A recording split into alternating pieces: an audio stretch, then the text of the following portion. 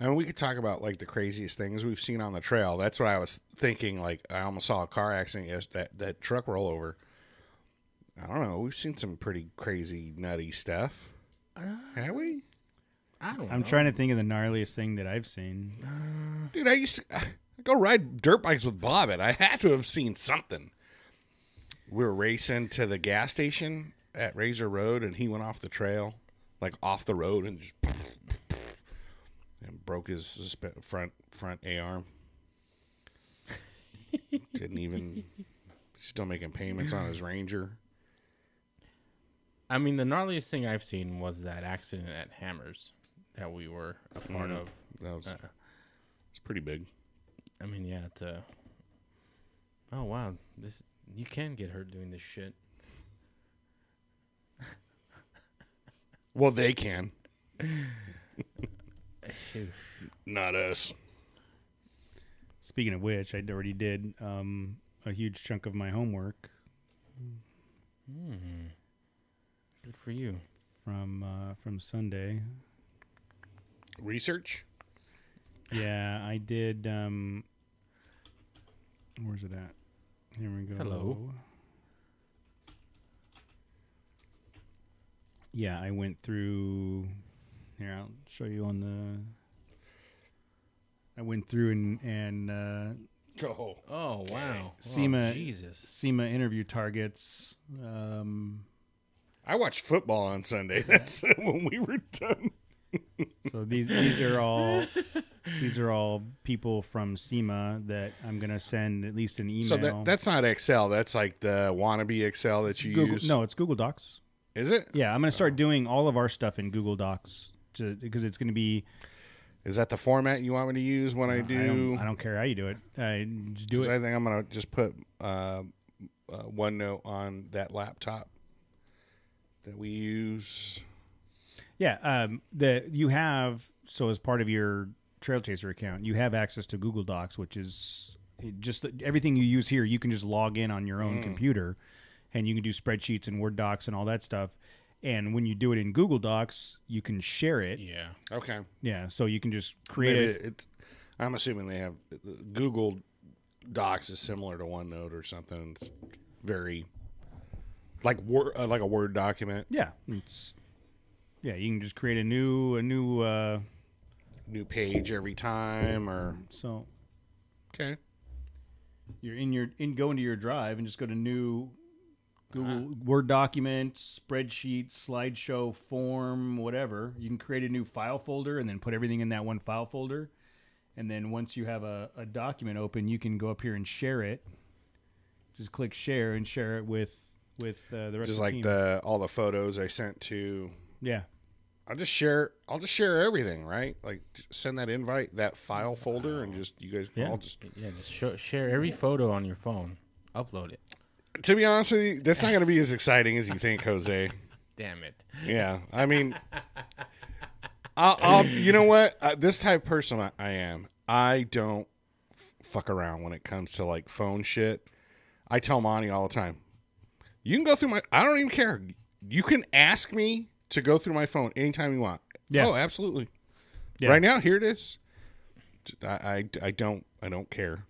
Like, it's not worth the stress of like, I don't want to be embarrassed by, this, somebody finding something embarrassing. Now then again, computer. like what would embarrass me, like one, I've got no embarrassment. I've got no, right. It's like, well, yeah, like you don't like watching that, that's, and you love it. And it's funny. Like, I think back to, being with Nicole, like when smartphones first came out, fuck that. What are you doing touching my phone? What do you do? Why do you have my phone? I'll turn around and Tammy will just be on my phone. Like, I don't even care. Like, it just doesn't. The only reason I have a password on my phone is because it makes you do it when you upload your debit card and credit card and shit. Yep. Other than that, I wouldn't have a lock on my phone. Yeah. I could give a shit what. Monty referenced something like, hey, next time you go by whatever, can you pick up something? And I was like, how did you know I went to, whatever? Oh, yeah, we have tracking. Like, I could track Michael, and then, I just happened to I see. said it. I said it. And I on your went, phone. oh, okay. You know what? I don't care. You can track. Go ahead. Yeah. Track me. Yeah. What are you gonna? What am I gonna do? Yeah. I was having a conversation with Jose's boss. We were talking about going to Vegas, and I was talking about how I used to have to travel to Vegas 2-3 days every other week. And I was like, all of my buddies were like, dude, you get to go to Vegas like all by yourself. I remember Yeah. telling you, like, And I was oh my God, I wouldn't even. Do you get per diem too? Yeah, Like, I was like, you know what I do in Vegas? Eat and sleep. I go to my hotel room and watch TV. I've got a 2-year-old at home. Yeah. I'm not doing shit. that other was, than- yeah. No, but it was still cool. Like, I was working in Santa Barbara a few years back, 2017. Yeah. And it sucked being away from the kids and the house and the family and stuff. But it was also really awesome because I was home so I still worked the same hours, 6 to 2:30. But I was back at the hotel room by 2:40.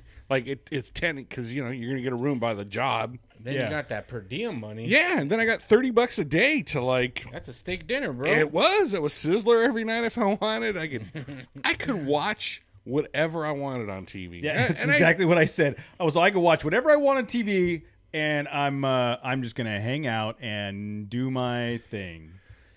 That was 2017. Dodgers made the World Series for the first time in a long time, and the job superintendent was a big Dodger fan. So we got together a couple times and just watched the games at like Chili's one night, this other little chicken place.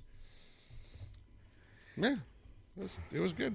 That's how you know you're old and your life is over. Yeah, Because you're just like, I had take this. Wait a minute. This is just going to be for a couple of weeks. You want me to get out of town? I'm still working, but you're kind of excited about it. I had buddies that were like, "Oh, dude, I'd be at the club," and I'm like, "No." I have no interest in the club. No I'm like, way. I left the office at 5:30, got some Burger King, went to my hotel room, and just sat and watched TV. Dude, I started reading a book on my vacation. Wow. Yeah, I mean, it's a good book. What was it? It's a fiction book. It's a Hitchhiker's fiction Guide? series. It's a fiction series. Is it the one with Sexy Time? with the Yeah, with it's the sparkly vampires? Did you read No, Twilight? It had a Bigfoot and a woman on the cover.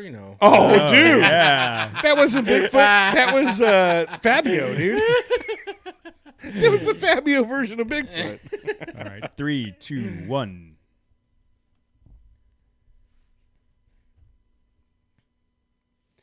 All right, it is just after 6:30 on a Tuesday night, and if you were in the chat room on the live feed, you would hear about how lame we are. And we were I don't know. reading books and shit. Jose's the reading book that Jose was describing Jose's sounded reading really romance novels on his vacation. I'm talking about going to Vegas and eating Burger Bigfoot King in the hotel romance room. novels. We were just saying how we're having conversations about Vegas, and I don't know that I'm going to be able to keep up. I'm going to be in the hotel room sleeping at 7:30 at night every night. That's the thing. You got to keep up with like me and Jose, so you're probably going to be all right. It's not. Yeah, we're all going to have problems keeping up with everybody. Casey. Casey's gonna. I don't know. Maybe He might be. he might have blown it out in Laughlin a couple weeks ago and got out of his system. Yeah. But dude, I'll be in bed at 10. That'll be staying up late for me. I'll have a couple drinks for sure, just because, just for the. Because you have to. Because you have to. But do you have that's to? the thing, you don't. You have to. I've been to Vegas many times. I guess I have had drinks in Vegas. Never mind. See, but you don't have to. you don't have to. I'll probably have a drink on the monorail on the way. Have your Bloody Mary in the morning. That's your breakfast. Get your morning starter. I've never had a Bloody Mary. What?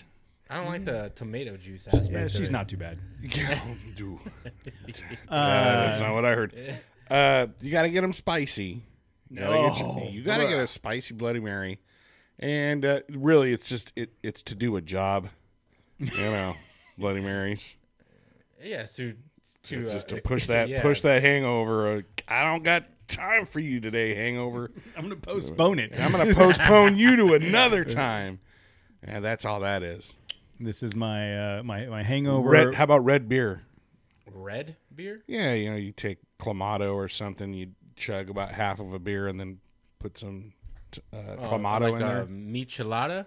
Yeah. But before micheladas were like... No, I don't like that shit. Once in a while. I don't know. They're thick, though. It's like... Yeah. It's like a meal in a can. Dude, I've never liked the taste of beer. I would just do it because I don't. I'm just like there's one reason to drink, and that reason is to party. I don't want to hear that about you. No, right, beer tastes party. like shit. Yeah, dude. No matter how you slice it. Again, I've tried the whiskey thing. They all taste like shit to me, but they get the job done pretty quick. So, 2 of those, I'll muscle down 2 of those, and then just keep drinking Coors Light all night. Oh God. We will have okay. we will have plenty of time to plan out your alcoholic intake for Vegas in a couple weeks.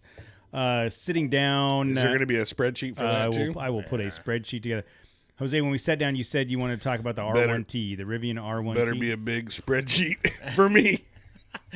Yeah, I mean, there's just been a lot of recently, reviews and videos coming out.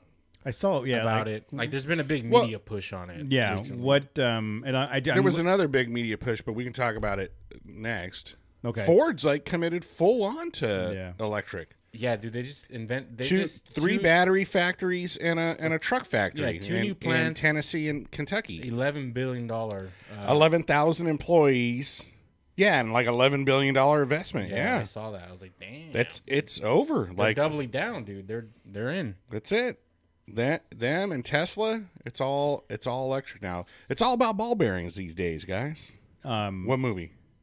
Ball bearings? Oh God, no, no. Come on, guys. Fast and Furious? Get me. Oh, I'm gonna blow this quote. All right, guys, I'm gonna need a couple of rags. Oh, Fletch. Yeah, a couple of rags and a couple quarts of Quaker State. Yeah. And get me some ball bearings too. Ball bearings? And then he's got his buck teeth. He looks at it, the way he nails it. Oh, come on, guys.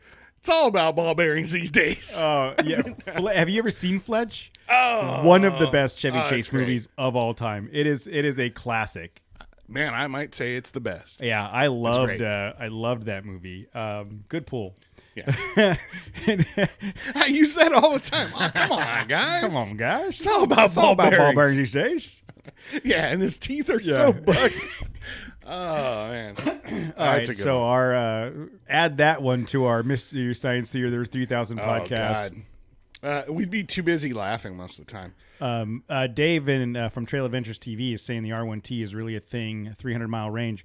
They've definitely updated their website with some new information. And has there been any discussion about when it's going to be available? It's out now. You can so buy you it. can buy it. Yeah, technically. Configure now. I can configure this now. So what you're saying is you can buy it. Just like a Bronco, you can technically buy one. Jesus. They're 75. You're going to spend 75 grand. But the most important thing that is that's crazy, or we're witnessing right now, is the investment in the whole thing. Yeah, Amazon now ordered I don't know how many, 100,000 vans, electric vans, or some. This shit is going to be a huge push as far as the infrastructure to support these vehicles. Yeah, and keep them up and going, and the service industry around it. Like it's on now. It's a full on thing, which is, I think it's great. Check this out. This is going to shock you. Kudos to Ford. Whoa. Kudos to Ford. I saw that the other day because I honestly think that that's the future, and we should be on the forefront of that, like electric vehicles. It just seems too obvious. Like everything's going renewable energy. You can get power from the sun to charge all your shit, whatever.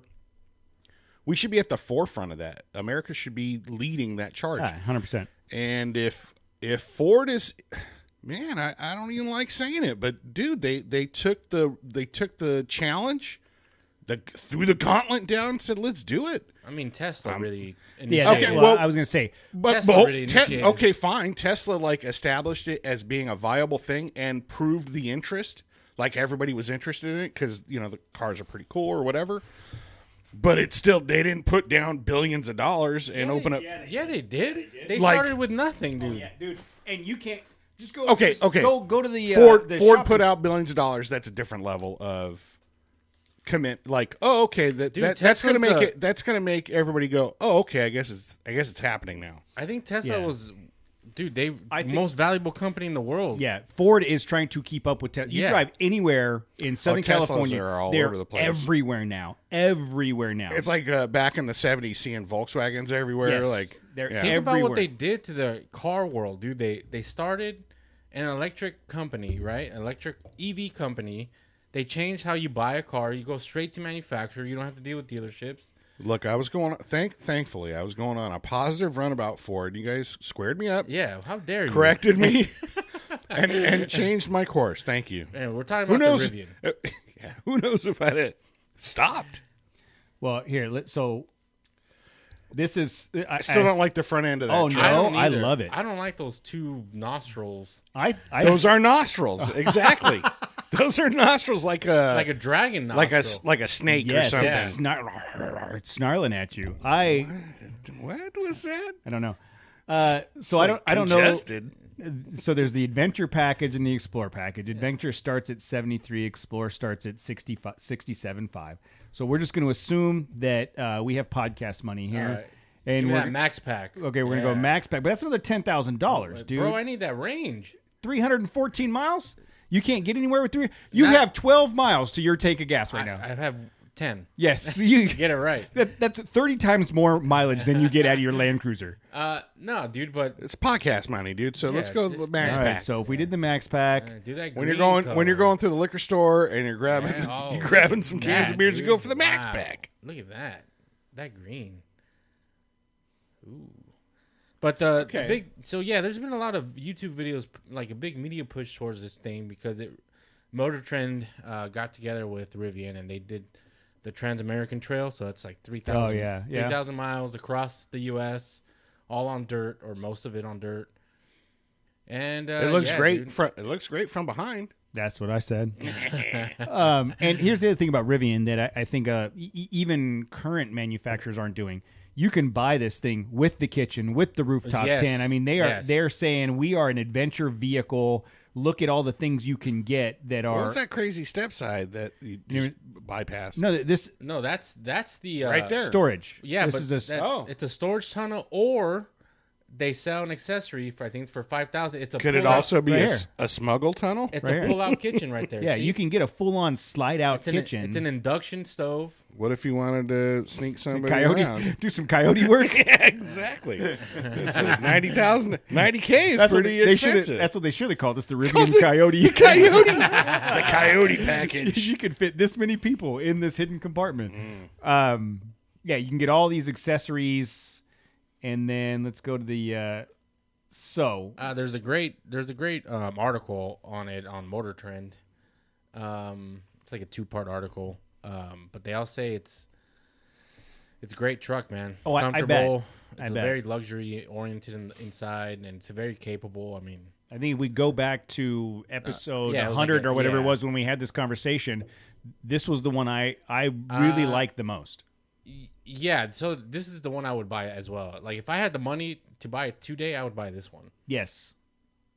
And even if you went Explorer package, just super Just, utilitarian. basic, no off-road packages, go to the interior, just keep it simple. No interior, just like no a interior, adventure lawn chair. gear. I mean, you're in 68. 67. So, but okay, 68 though, and we had this conversation back then. What does 68K buy you today? An F-150? I was just gonna say you're gonna spend 60. money? You're gonna Yeah. spend 60, but no fuel, No maintenance. no oil changes, Yeah, no coolant. limited. Yeah. No transmission fluid. yes. No. So if I spark plugs. buy the full size pickup for 58 over the life of that truck, am I going to spend more than I'd spend on this? I don't know. Yeah. Someone smarter than me needs to do the math. But the I mean, it's on airbag, so that's always a. So what's the okay? This again, it's happening, and they're selling it like it's an adventure vehicle. there has to be like support systems. Like, okay, so if and when, because this is a new thing, you do run out of voltage or power in the middle of nowhere. Yeah. Give us a call and we'll come out there. Like, is that a service that's available? I don't or know, but, here's I know here's an there's extra battery that you can tow around with you or put in the bed of the truck or mount in your Coyote compartment, and then you got an extra 100 miles if you need it. But they're just like Tesla has their supercharger network. They're starting to create a adventure network. So Is there going to be one at the mailbox on the Mojave Trail? I wouldn't doubt it. I think they're installing one in Moab already.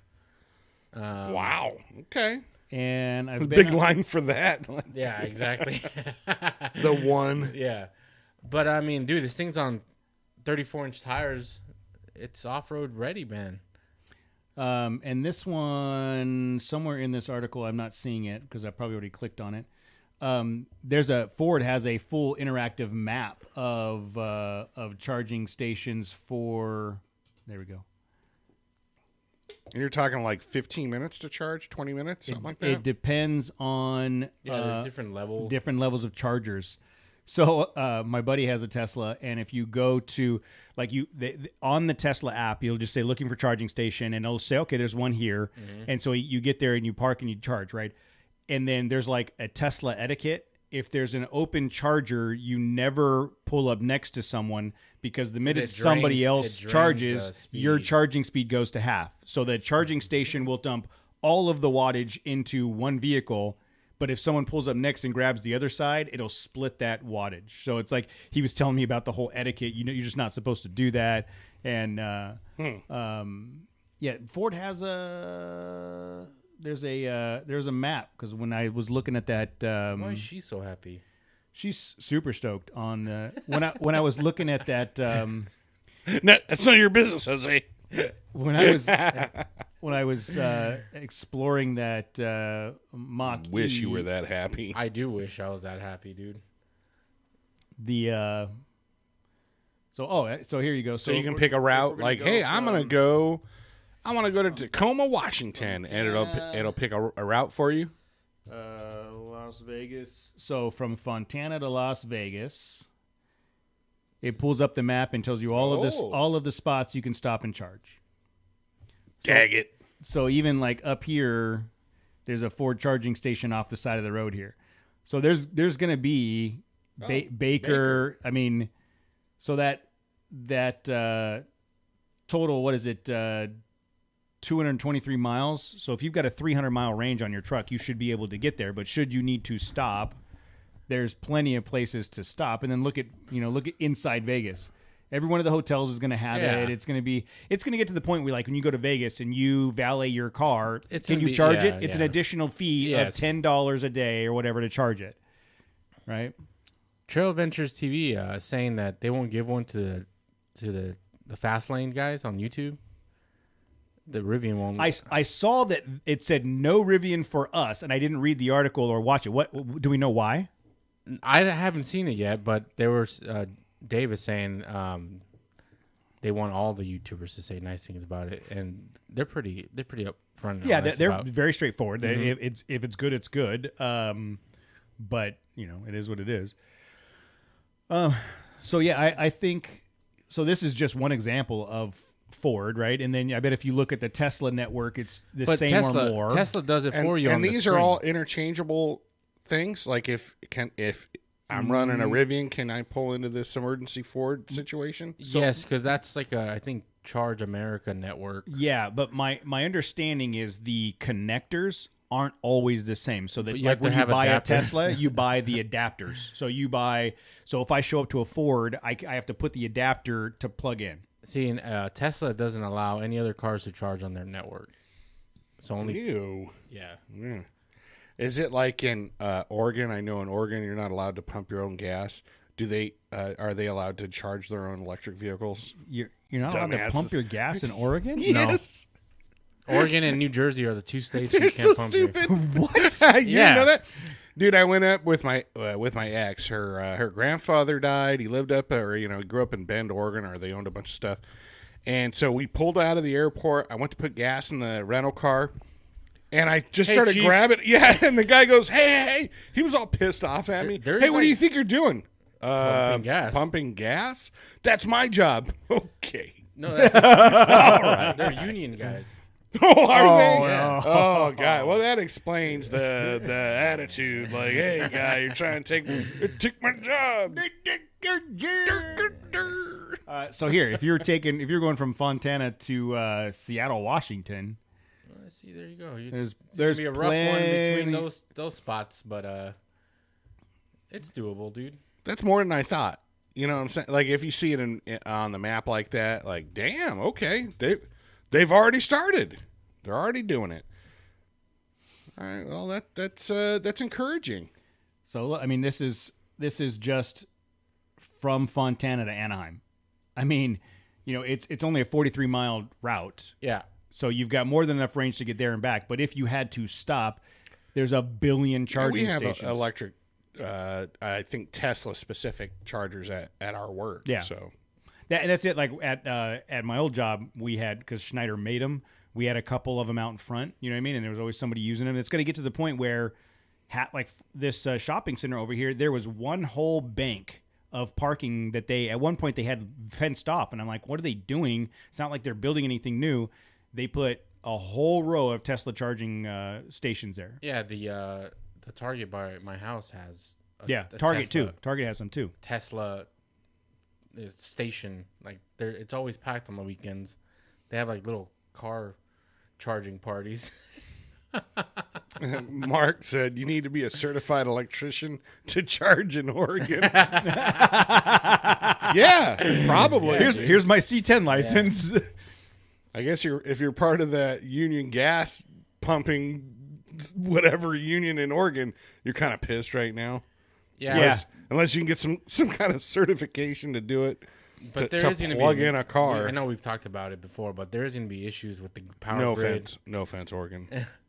The more and more that EVs get adopted, the more and more the stress on the grid. Yeah, but there's companies like Honeywell and Schneider Electric that are building infrastructure to support that, and where it's a live infrastructure where it's switching and managing is Right. as far as But I just don't know what the ratio No. is, right? Like I don't know if I think one's going to outpace the other. It feels like the EV market is outpacing the retrofitting of the infrastructure. Yes, I would say based on Just past from life, what- the technology for the smart grid is there. Yeah. It has not been deployed in right. most locations because it's unnecessary. They're going to wait till it gets taxed. Yeah, It's going to be to the point where they can't sustain, and then now we got to go to smart grid technology.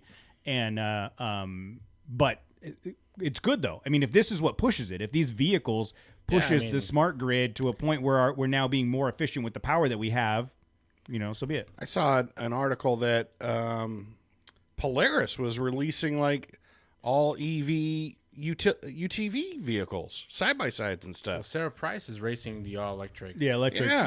Yeah. The only thing with which would be great, but the UTVs. So now, are you running a generator to charge them? Because if you go to Glamis for Yes. 4 days, where are Right. you charging them? How and again, what is the reality as far as solar is concerned? Is that even viable? Not yet. What if the top of your fifth wheel was all solar panels? There is a Is that even going to do anything? Would that give you what percentage of a full charge? I don't know, but there is a trailer, and I remember reading an article about it that it's an Chat room, somebody knows that. it's an electric trailer, meaning you pull it behind your truck, but the whole bottom section of the trailer is battery. So you Okay. charge the trailer Right. Well, before you go out. yeah. And now that electric UTV it makes sense because I've got 4 days of charge in my trailer. I bring the UTV back, the side-by-side back to the camp, plug it into my trailer, and I basically transfer energy from the battery in the trailer into the side-by-side. One last thing. Okay. As far as my concerns with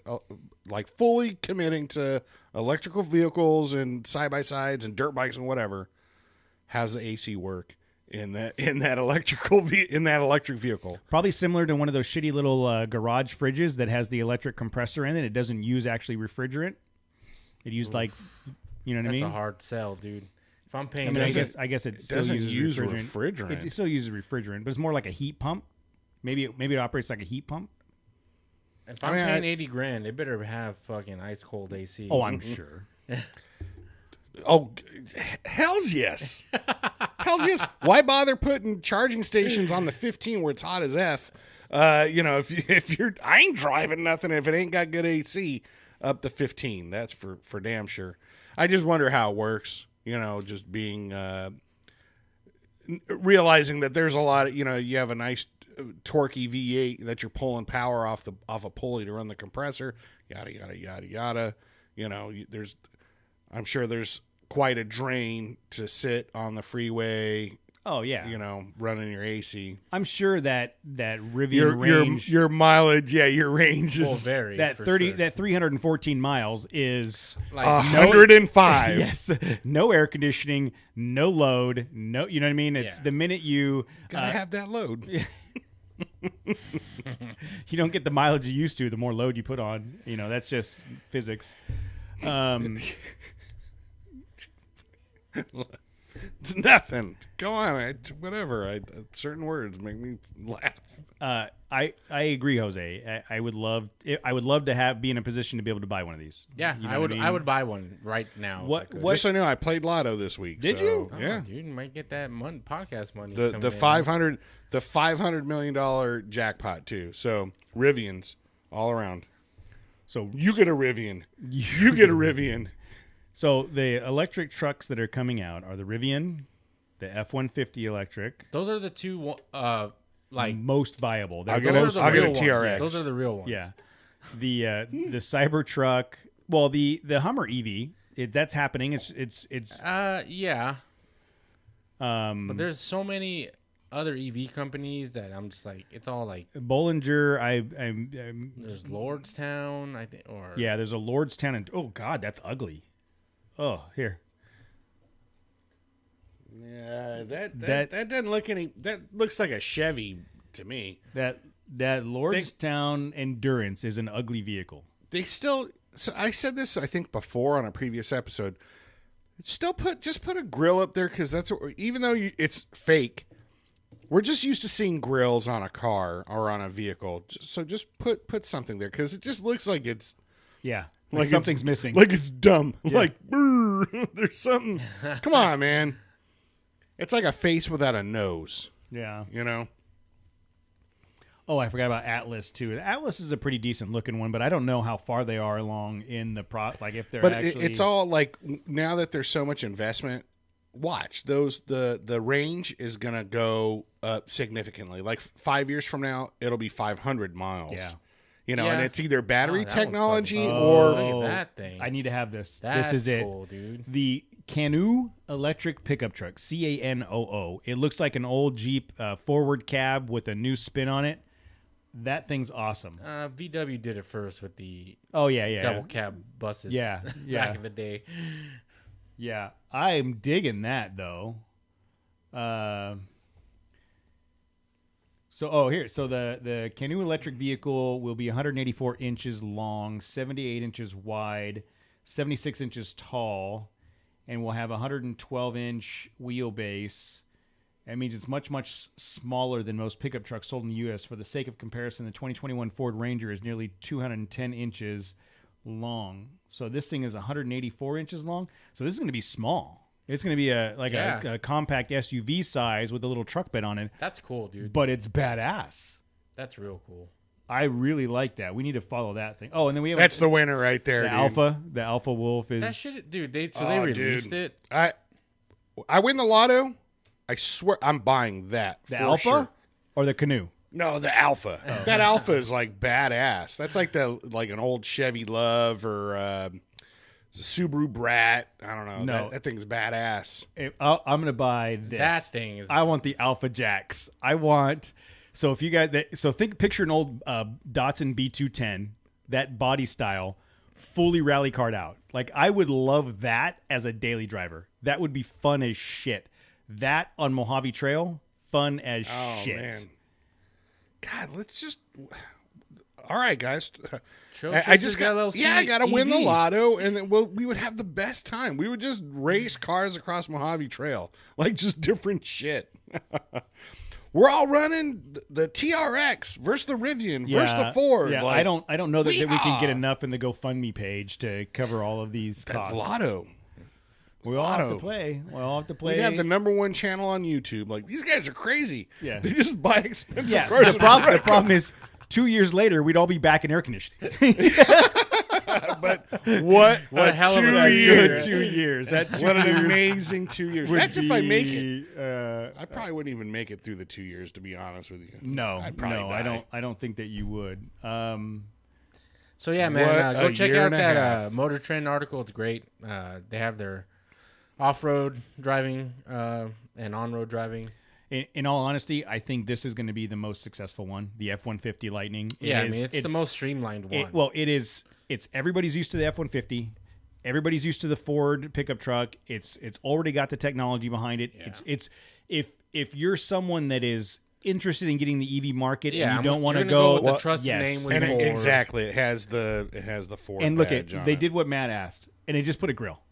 Yeah. It's just got. Thank you. Yes, right? It looks like it an looks like a F-150. truck. Yes, it looks like a truck. Like, oh yeah, oh shit, that's electric. Like, Yeah. Because you'd see the panel up front, the Yeah. little plug-in thingy. Well, and Exactly. that was always my comment about the Toyota Prius. Why can't you just make it a Tercel that's electric? Why did it have to look like that? Yeah. Look all stupid. Stupid.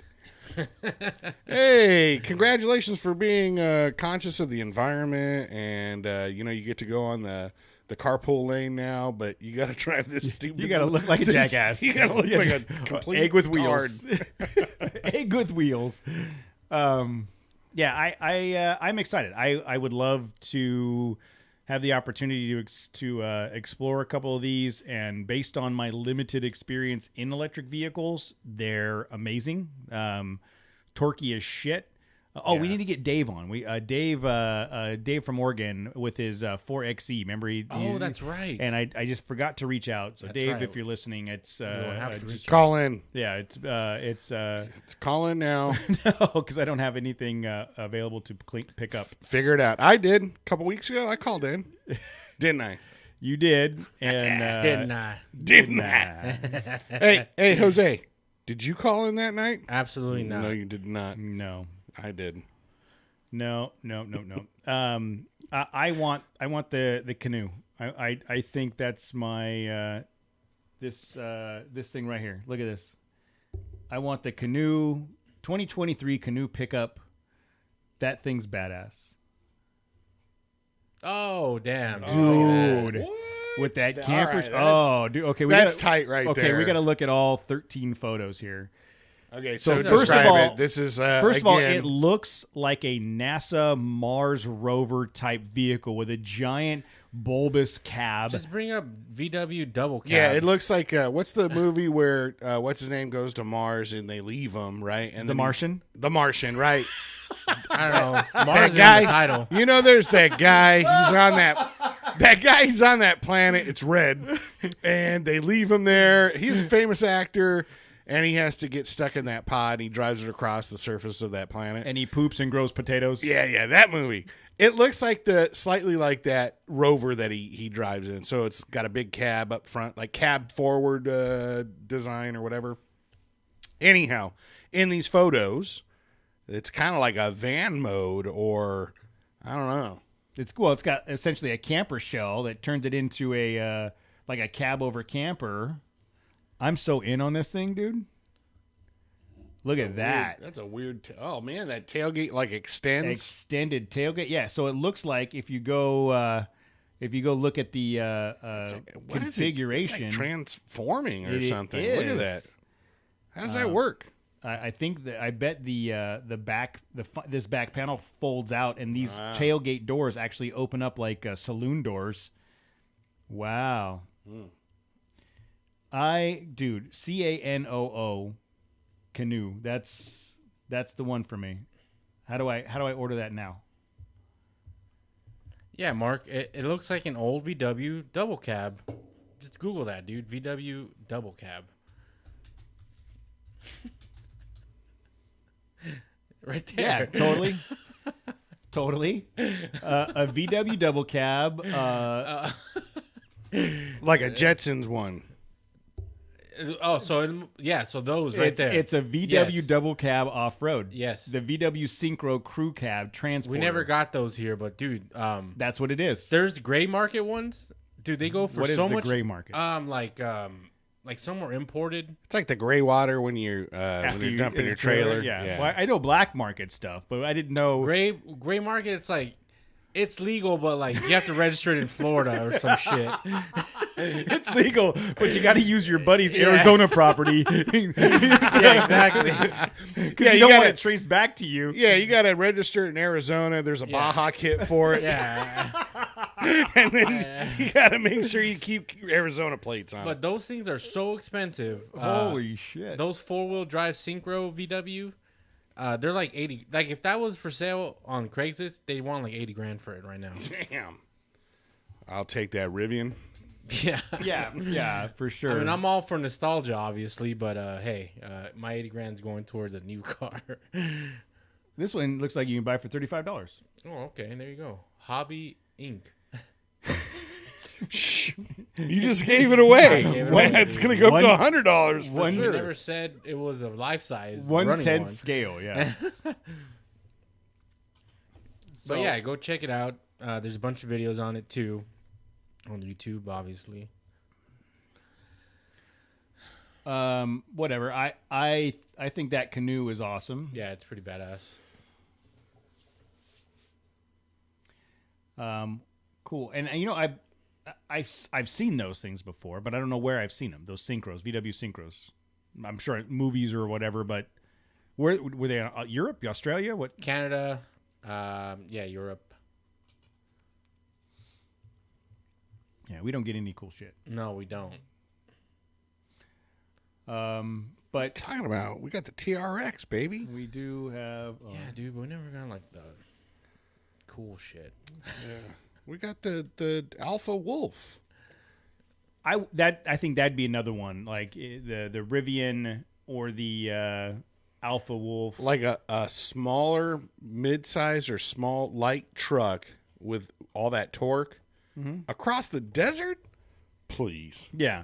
Oh, my God. I don't think you can bomb the desert with those things, dude. The airbags. Watch me. The airbags. Please, just watch me. Fucking blow. Please. You're gonna get it blown out. You're gonna blow out, I'll dude. blow it out. I'll blow it out of Mojave, dude. I'll blow it out in Laughlin. I'll blow it out of Mojave. Blow it out of Razor Road. You're gonna get blown out on Razor Road, dude. What do we know? I know Just a mushroom cloud. Adam's in the chat room, and I know at one point Adam was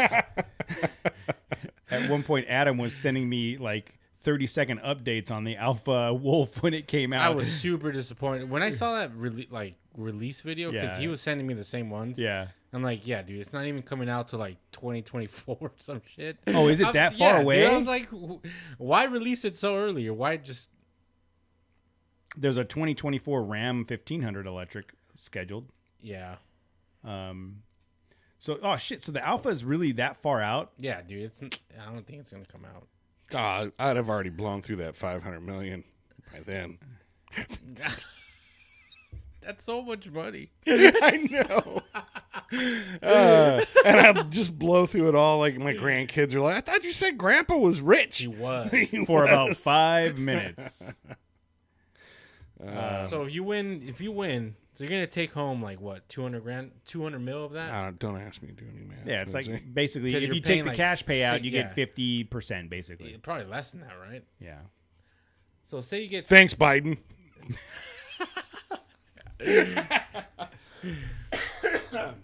Yeah, so what? At $200 million, so That's just enough. You're only gonna get just 200 mil. enough, just enough to warrant spending $20 on some lotto tickets. Yeah, that's when I wait.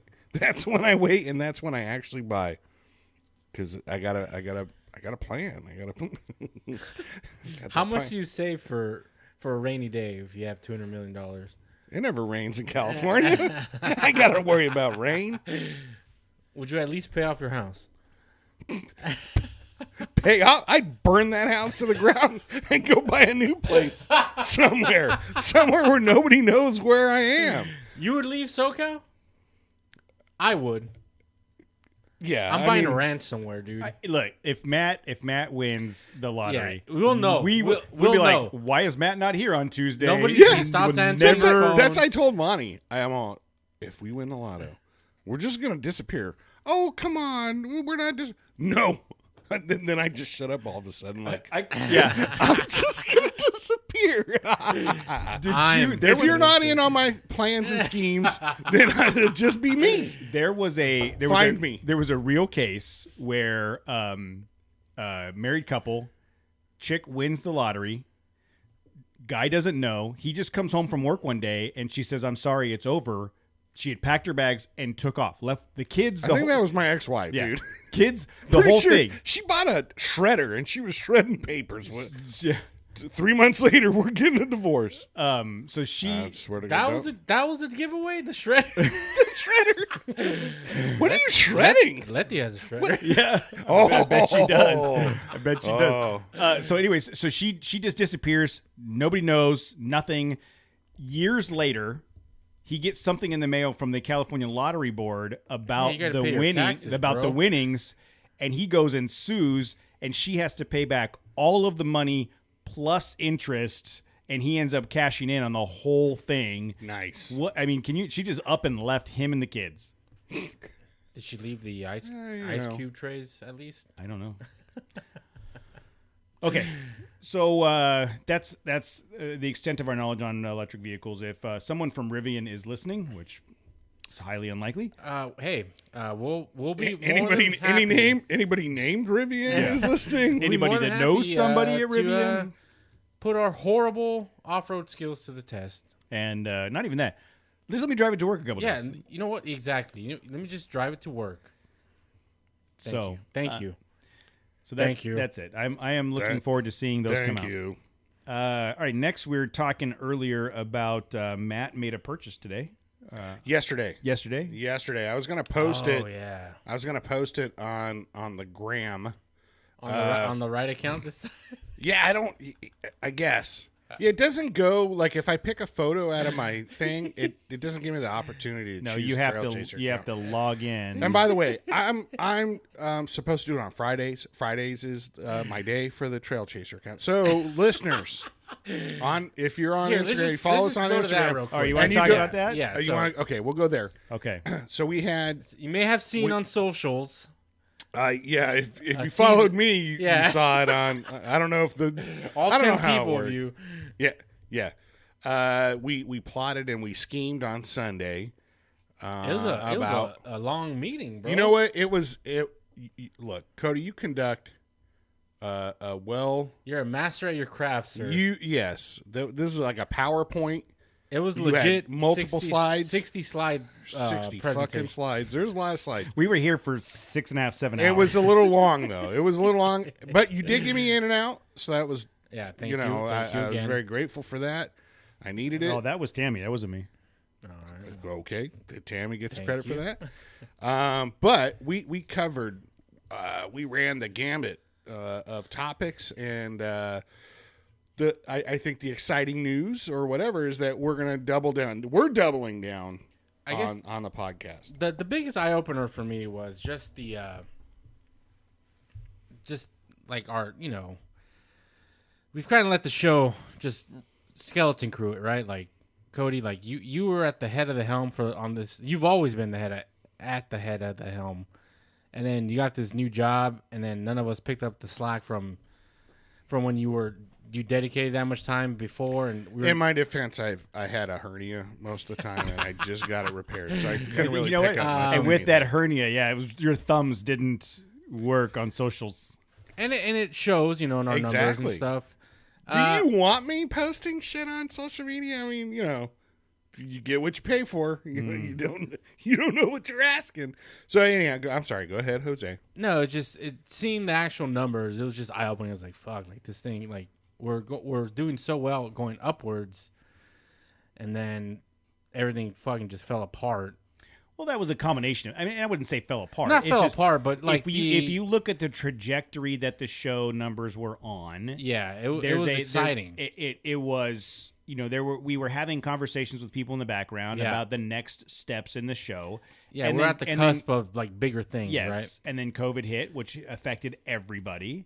And then we were in the inner circle of events and going places, and it was every other week we were providing or getting valuable content and doing cool stuff.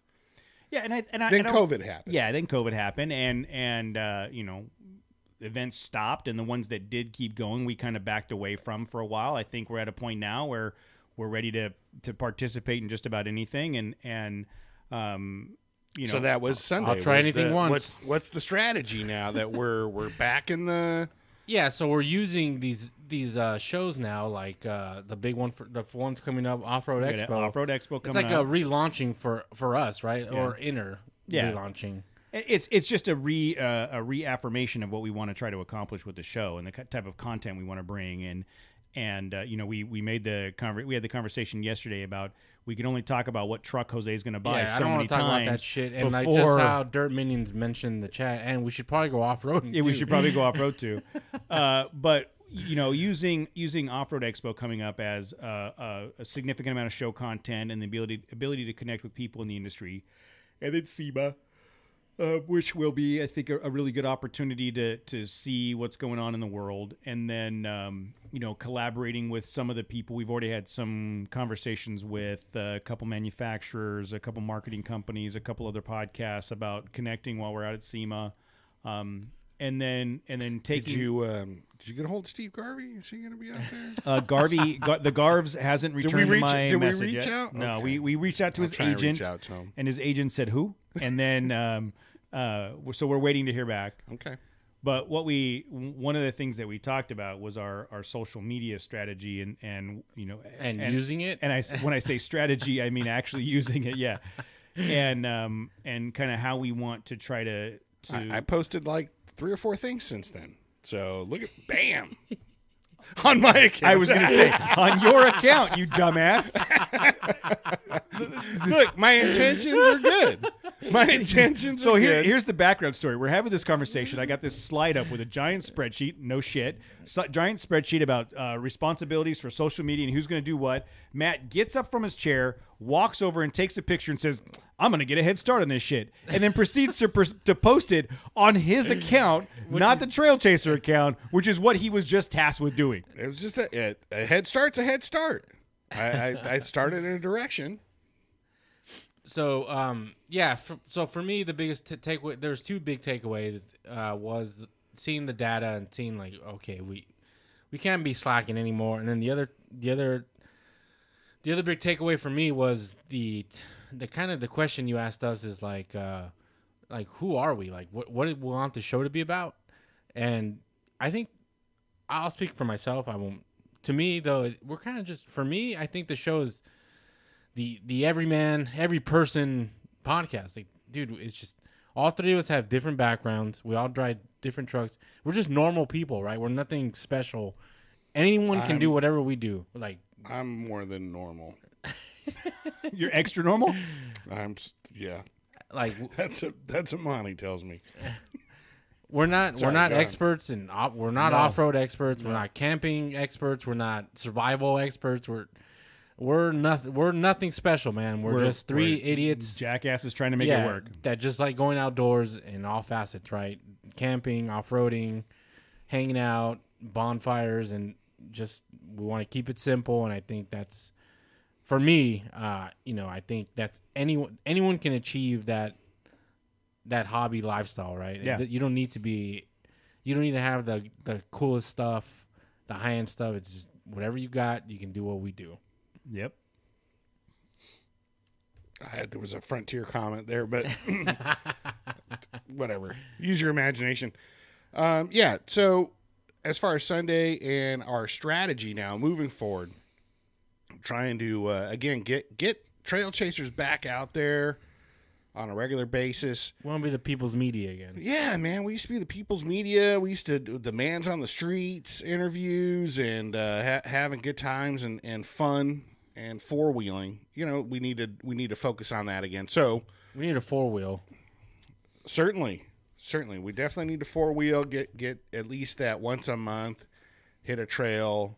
You know, just to add to our stories. Yeah. And then that came up with some other ideas. You know, as far as once we're out on the trail. Of course, getting more content there, trying to. I think we need to be more of a have more of an impact out on the trail. Like, you know, we see people out doing stuff all the time. We should talk to them. Yeah. You know, if you're going to listen, if you're going to give a podcast a chance, you're going to give the one that interviews you something like, hey, how do you like this trail? Like, you know, man, those dorks just came by and asked me how I like. They say they had a podcast. I guess I'll give it a shot. You know, well, and we've gotten listeners that way from like people handing out stickers on the trail. I mean, it happens. Mm-hmm. I want to get back to the interviews. That's like the stranger with candy in a van strategy. You know, like just go out free there. Candy by the park. Free sticker. Just come on into Jose's Land Cruiser. There's a fun box coming. There's a whole Jose's fun box. Jose's fun box. Jose's fun box was the highlight of the 6 hours. That's what got me through, was thinking about Jose's fun box. So I can't wait. At some upcoming events, Jose's Fun Box will be present. Keep an eye out. Keep an eye out for Jose's Fun Box. There was a half-hour discussion on what that fun box is going to look like. Whether it was going to lay horizontal or vertical. Whether it was going to be safe. Is it one cutout or two? Did you have to kneel down? Did you have to kneel down to get to it? Like exactly. All of the things for Jose's Fun Box. Scott made a good point about trash cleanups. We did talk about some of that stuff where, we want to do some more events, and whether it be trail meetups or meeting up at a pizza place on a Thursday night just to get together locally. We came up with some ideas for some of that stuff. Just to do more of the out and about. The other thing I was saying is that I want to get back to the interviews. We have been 100%. Yeah, that was the other big thing that we decided we need to do. We've been very fortunate to interview people with big names and big followings, but we've been equally fortunate to interview people that we didn't even know. And Matt, those have been some of our best Matt interviews. made the comment about how that turns out to be some of the best, most intriguing stories. There's at least two I can think of where I went, who is this person? All right, whatever. And then by the end of the interview, or when we're closing out at the end of the night, it's like, that was the most entertaining interview. Yeah. That guy was awesome, or that person was rad. Because think about the, and not to be disparaging about anybody, but think about the Rochelle Croft. Everybody knows her story. It's a great story, but we can go on any platform and hear her story or see what they do because they're so prominent. Yeah. Sarah Price, same thing. The guy that's in Tennessee that's doing a 4-month expedition across all the national parks in America. That's a cool story that no one else is going to hear. So we're gonna make an effort to really reach out. We've reestablished our calendar booking calendar so we can get people to do that. And I'm excited about that piece of it. And we've joked around about it a little bit, like, when we do interviews, we don't write a script. I remember early on, it was like I had a list of questions and I was going to try to get to those questions. We don't even prep for that anymore because it's so much better when it's conversational and we just let the story go. Yeah, a little behind the scenes. Like when we schedule these interviews, we set a 6:20 startup time because we don't want to talk to them at all. Yeah, it's like, hey, log into this Google Meet. Yep. Cool, you're in. Mic check. Cool. Let's start talking. And it's not. And there's been times where we've had people on. Well, yeah, I started this. Wait. Shut up. Don't. I don't want to have that conversation until we hit record. So, Tim's talked about 2A Overland. I've had some interaction with them on Instagram. I will definitely follow up with him. Yeah, he had a good question earlier that I think is another. Which was location winter expedition. We'll get to that later. Whatever. He's not going. Oh, bam. Tim had that question or 2A? 2A. Oh, okay. Oh, okay. Then yeah, we'll Yeah. we'll he acknowledge can. it. Yeah. Yeah, he'll have a no, chance. Oh, question. Tim. God, no. Tim's not Tim. going. Oh, okay. Yeah, no. Tim. Oh, and Tim win the lotto and still not go. Like, yeah. how to just blow it. And Tommy is in the chat room as well. He was the one that's doing that long roundabout trip, and we put up the 2 vehicles. Yeah. Okay. He had some follow-up email. Oh, okay. It's the same vehicle. It started off as the blue 2-door. That's what I figured. But Okay. I'm just like, he doesn't have 2. It was before and after. It started as the blue 2-door Jeep and became the beige flatbed. So clear that up. Well, that's the kind of. Well, now you see what kind of show we are. Yes, dude. we told you we don't do any He research. has 2 trucks. I don't know. There's 2 pictures here. But yeah, so we're gonna try to start doing more of that. You know, going back to like the day runs and stuff. If we don't put it on the calendar, it won't happen. It's like we have to say, okay, this day in October we're going, because if it gets to that Thursday and hey, should we go this weekend? I'm gonna be like, no, man, I'm tired. It used to be just run and gun too. It'd be like Friday night. Hey guys, you want to go wheeling real quick? And we just go, right? I think now we're just fixated on like, all right, let me see what I got going on. We know we don't have anything going on. It's just so we'll start putting that on calendars, and then we had some really good conversation about campouts. Not necessarily big off-road trips, just like a hey, this group, hey, we're gonna meet here at this place, and we're gonna have a bonfire and camp out for the night. And it'll be we'll have ways for people to access that and get those coordinates, and we just decide we're going to have a meetup one night and, go on a Friday night after work. We're going to be in Johnson Valley at these coordinates. See you there if you want to hang out. You know what I mean? So stay tuned. So there's going to be some stuff Or don't. Or give a shit. if you don't want any, you know where we're going to be, so you stay away from us if you want, as a warning. So with that, we'll talk about TC expeditions, specifically winter expedition. So we did have a full conversation about winter. Because think about just for the show, it's Off-Road Expo, 3 weeks later SEMA, 4 weeks later winter expedition. So we're doing winter expedition. 6 weeks later, winter expedition. Whatever. Is it? Oh, I guess it's a little bit. It's going to be the December 29th through the January 1st. Yeah, those are the dates for sure. Those are the dates. And it's got to be the dates because I don't know that I will be able to get any time off work other than those dates based on time off. I don't know that you'll be able to get time off anyways. That doesn't sound like you are, Jose. I don't. Yeah, I just knowing got told, what I know. I just got professionally told like you're not going to be able to take any more time off. Your only chance is like trying to influence when we do it to work around your schedule, your holiday schedule. Do we want to talk about where we're going? Yeah, I think so. Okay, so we landed on the Gorman Hungry Valley area. Oh, I was going to do a drum roll. Drum roll. So we landed on the Gorman Hungry Valley area, which is north of the Grapevine, up off the. It's like in the Grapevine, I think. It is. Technically. Yeah. Okay. And we're gonna limit it to 15 vehicles. Yes. So those of you that heard the stories about the Mojave Trail and 30 trucks, it was difficult. So we've got a list of how many vehicles that we have to bring, and then we're going to have a list of how many open spots we are, and then we're going to do the raffle. Excuse me. We're going to do the raffle that we talked about last week, 2 weeks ago.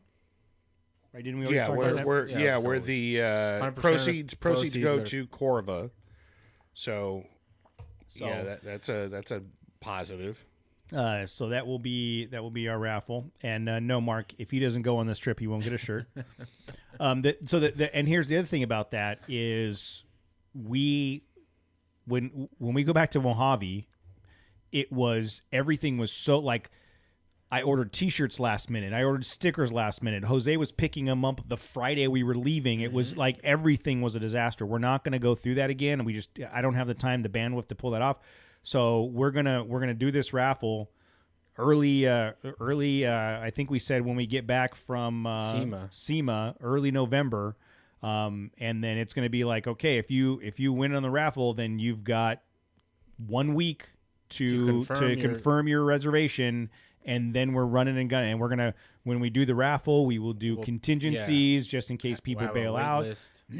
So, you know, and it's shitty that we have to have limitations, but I mean, it is what it is. We can't fit everybody onto these things all the time. And we got plans on how to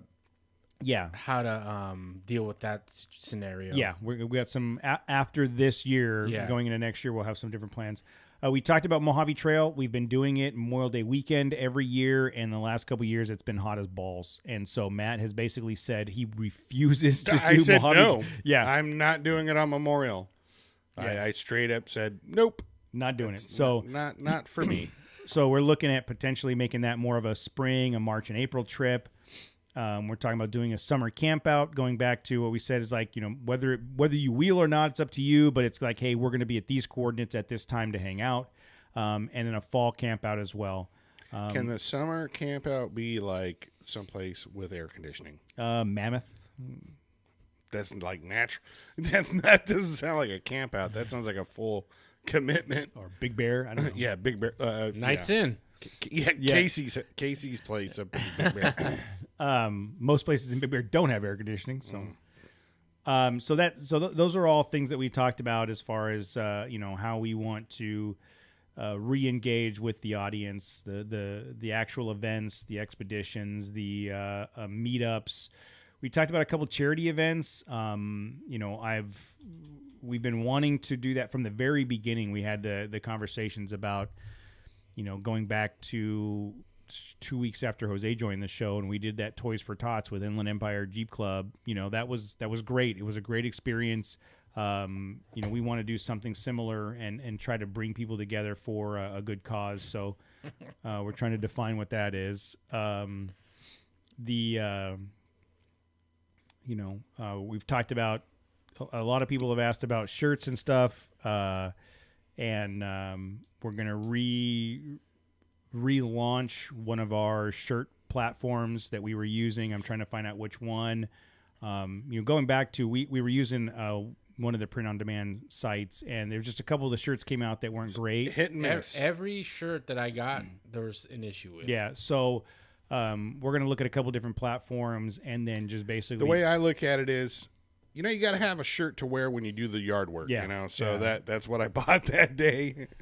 Yeah. Whatever. And it has a picture of my Frontier on it. And it says Front San Jacinto Frontier Sticker Club. It's right there. It's right behind Jose. I don't know if you can see it. You can barely see it behind Jose. It's right there. Yeah. And then, you know, some additional content via blog posts and what have you. You know, some new segments. We're going to get Casey involved a little bit more. And again, get more engagement on social media and more opportunities to connect with the people that are listening to the show. I felt like it was a really good conversation. It was a good 6 hours of collaboration, and you know, the hard part, that was the easy part. The hard part is following through and executing, right? If it felt like if it was, I'll be honest, 2 hours shorter, I'd have left there like high-fiving and hugging you guys. But by the time we were done, dude, I got to get out of here. Like, I can't be here. I got to see my family. I put it on the calendar until 5. Yeah. Did you put it to 5? I put it 9 to 5. Oh, my God. And I think the invite said plan on spending a full day. Because we don't, if we did these kinds of meetings once a month, once a quarter, we probably could have done it in 3-4 hours. But the last time we had a strategy meeting was 2018. I mean, it's been a long-ass time. So it's, you know, we need to do them more often and have more conversations. You know, hey, Instagram world. Hey, Instagram world. So we'll see what Instagram looks like over the course of the next couple months if Matt can figure out how to log in to the Trail Taster account. I just tried doing it, and then it wouldn't let me log in. It was all, you haven't logged in. Log in again. I don't know. And then it just kept repeating the same thing. I had to close out of the app. You know, he updated the password, right? Then that's what it is. Yeah, I sent I sent him the updated password. Sure you did. He did. I sent Matt, it. you're failing, and then like you just set me up to fail just so you can clown me. Casey. That's all right. Casey I know how in it the is. chat room. Did all three of you receive a text message with the new by password? text. Okay. How else am Were I supposed to do it? Were you sending it to Jose's other number he has for me? No. Go back to your. Were you sending it to whichever phone I use that Jose has? I don't know. Go to your text messages, scroll up, and you will see the new password. It's there. Okay. I am All right, well, guaranteeing you. I'll it. check. And then, so going forward, whatever you see on Friday nights, that's me. So I'm just letting you know now, good or bad, right or wrong, you'll know it's me. So in a couple weeks, if I have to change the password and not send it to Matt, you'll know. Matt's gonna be like, I can't log They'll know in. the difference. They'll know the difference. They'll be like, they effing changed the password because I know this ain't Matt. It's Friday night. This ain't some shit Matt would post. There's nothing about aliens or whatever I get interested in, distracted by. Yeah, it'll be an ongoing thing. We'll have to every week the password will change, and Casey and Jose will get the new password every week, and Matt's like, I still can't log in. So that's a big old part of our plan. So since we skipped over it a little bit, so Matt, you bought something yesterday. I did. So this is probably, we're also going to kick out like blog content, I guess. So we're going to try and each of us do once a week, right? That's what we talked about. We talked about doing this, and I guess since I'm saying it, but putting it out into the world, it's going to happen. So I think this first thing I was going to post about or write about was, in general, like the whole Harbor Freight tool thing, right? And what I purchased is kind of like right in that pocket of, I'm willing to spend this much money on a welder. I bought a $220 welder. It's just a MIG welder. It'll weld up to 3/16 steel, which should be good enough for shit like rock sliders and to fab up my bumper that I've been pushing off or whatever the past month or so. So I think that of course I don't want to get into all the specifics, but I think that's a good topic is, well, what's a valuable thing? What would you buy at Harbor Freight that is like, I'm willing to pay this much, and if I only use it one time because it's obviously it's inferior. Yeah. Well, so before you go any further, I'm assuming everybody in Southern California knows what a Harbor Freight is. I don't know if Harbor Freight is a nationwide chain. It's nationwide. So for those of you that don't know, They're in Pittsburgh, right? and Chicago. Harbor Freight, for lack of a better term, is the 99-cent store of tools. They're the Chinese tools. Yeah, it's straight knockoff from China. Walmart. Like we made the joke earlier about when I had my motorcycle shop, we would go there and buy. You're like, I need a 2-inch socket. I need it one time. I can buy the $200 one from Craftsman, or I can get this one for $27. That's what I'm going to go do, is get that $27 one. But chances are, it's going to break. Like, no. You don't want to use it in a pinch. I don't know, dude. A lot of my tools, like wrenches and shit, are Pittsburgh, dude. Okay, well, so in my profession, I used my tools on a daily basis. Right. And so I needed, I think it was just like a ratchet wrench or something, some kind, one of those like open-ended ones. Yeah. God, this is a long time ago. And there was a Harbor Freight in the shopping center that I was working in. I think I was doing a Starbucks or something at the time.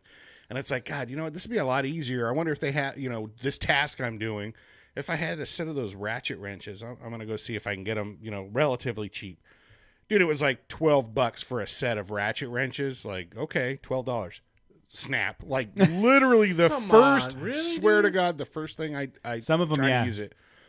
And I was so pissed. It was like, I'm not even going to return it. This is just lifetime warranty, bro. Lesson learned. Well, and I would say that that fixed wrenches, open-end wrenches, box wrenches are probably less likely to break than something with a mechanism. Like a ratcheting mechanism is probably going to break. But I also snapped your breaker bar go just before Mojave last year. But that wasn't. That was a breaker bar that I was setting. No, you didn't. You snapped the adapter, the 3/4 inch to 1/2 inch adapter, because we could. Yeah. Okay. The breaker bar was fine. We had to use an adapter because the lug nuts on your Jeep were fucking was that 7 millimeters. Was that adapter from Harbor Freight? That whole kit was like an Amazon kit, so it was probably equivalent to a Harbor Freight tool set. So anyhow, but that's the point, right? Harbor Freight is that, to me, it's if I get one use out of this, that's kind of the measuring stick. Now, I just spent $220 on this welder. I've used Harbor Freight welders, the Chicago brand, in the past, and they work fine. You know, this was for very light duty. I was welding like 18 gauge ductwork, grease duct. And, it worked fine. I mean, no, it's nowhere near as good as a Miller. I mean, I'm a Miller welding person myself, because the duty cycle is a lot more durable, or you could burn forever, with that Miller. But I'm not doing that. I'm just going to fab up some bumpers or whatever. It doesn't have to. I'm going to weld like 3-inch beads at one time. I'm not going to be burning feet of duct together or whatever. So it wasn't really worth a naval shipyard wouldn't have these, not that none of our ships, I hope. And that's a Chinese conspiracy to sink our fleet, if so. But so for my dude, I would much rather have a Miller or even a Lincoln welder. Yeah, but that's is the cost minimum $600 for one of those. And is that going to be like? It's not going to do for the any amount more. that he's going to use. Is it worth it? You know what? As I'm on the Harbor Freight site, in case he's saying that he said that they're making more better stuff and their Icon line isn't bad. I'm on the Harbor Freight site right now, and they have like a whole automotive section, and it's everything. It's winches, jack stands, it's lights, it's whatever. I'm almost feeling like low barrier to entry. It's like, how many things can we buy from Harbor Freight for our trucks and review them to be like, yeah, this. So go back to the lighting. Where was I was just looking at some light. Here we go. Like these $84 Road Shock LED pods. Are they any better or worse than, would you buy them again? But this is like, so Dirt Minions just said jack stands. Yeah. Dude, I would not get underneath a truck with jack stands. Yeah, I would. No way. Yes. No. You did at my house. Yeah, you did it. No, I did not. I was the dirt grease cleaning guy that day because I recognized them jack stands. No. I mean, that seems like, of course, how could a jack stand fail? I don't want to know. Like, you ever see Faces of Death? That's how I seen a fool die that way or get his legs cut off. So no, I wouldn't have a problem with that. No jack stands, but I don't know. They do have like those big like 3-ton floor jacks. Yeah. You're like, oh man, that's pretty nice. They have. I would only need it probably a half a dozen times that I would actually use it. Yeah. Going forward, so again, but that's how you would measure things. If you bought an equivalent, I don't know, whatever quality. What's a quality jack? Like, I don't know. I'm assuming at Home Depot they'd have Craftsman, something, Husky or something. Pro Eagle. That's all made in the same fucking factory, dude. Probably with different stamps on it. I don't think so. No. Yeah, I don't know. I would all day long. I would use one of these Pittsburgh or Daytona jacks. Yeah, I wouldn't have any problem with that. But again, I would not use as if I were still in the field, using my impact drill or whatever. I wouldn't try one of those whatever Chicago's or what have you. Even though that. So as far as being cost effective. right? I know that with a DeWalt or Milwaukee, you're going to get 2-3 years out of it. I mean, I still have, you have 18 volt shit in your garage. I have DeWalt 18 volt shit that still works from fine 10 years ago. Yeah. Yeah, exactly. Well, I'm at the point now where the batteries won't hold a charge, and if I bought a new Drill battery still set, works, drills though. are fine. Yeah. I got a hammer drill, impact, a Sawzall, skill saw, light. So all that stuff, All I that would still stick with my quality stuff, whatever. But like a mallet, like a rubber mallet. All right, $5 Harbor Freight mallet. That's fine. But I would argue that Just take the grinder to the Chicago label on the side of it, or Pittsburgh, whatever brand it is. If I'm a homeowner that's doing stuff around the house, buying a Bauer impact drill from Harbor Freight that you're going to use to hang some picture frames on the wall. I mean, really, what's the risk there? There's, I'm not trying to make a living off of that tool. To your point, if I'm literally on the impact 8 hours a day, every single day, and I don't get paid until that job is done, yeah, you're going to invest. But for a homeowner or a weekend hobbyist or whatever, dude, that like the Ryobis and the have you seen the tool chest I just bought? You can't just put some Harbor Freight shit in that, dude. Sure you can. No way, dude. It's like, dude, my brass hammer was from Harbor. No, it's from Amazon. I was looking for your brass hammer at Harbor Freight. I was gonna throw that in the basket too. Like, where's that brass hammer? They didn't have any. No, dude, that's like an invaluable tool that you didn't know you needed. Now I know I need it. Yeah. I was looking for it. They didn't have one. They probably sold out. They have an Inside Track Club, their own credit card, and members only deals. You can get members only. Okay, here you can get a 2-piece Unibit set for $14. All day long. I did that when I was especially if I had to buy my own Unibits. It was like you would know. It was like 4 times a year. Harbor Freight had a deal with Unibits, and you can get that whole set for like $6. Yes. Now, did they last as long as a $50 Unibit from Home Depot? Not even close. But for $5 for a set of 5, like just throw them in the bag. And then as soon as it started getting dull, you just chucked it right over your shoulder. Yep. Like he hit the plumber right in his ass crack. Like, well, that thing's done. Let me grab another one out of my pocket. So that was one of those things. It's like, well, God, especially for one bit. One Unibit, I forget the brand at Home Depot, the nice bit in the electrician's aisle. Yeah, Klein. Yeah, $50. Yep.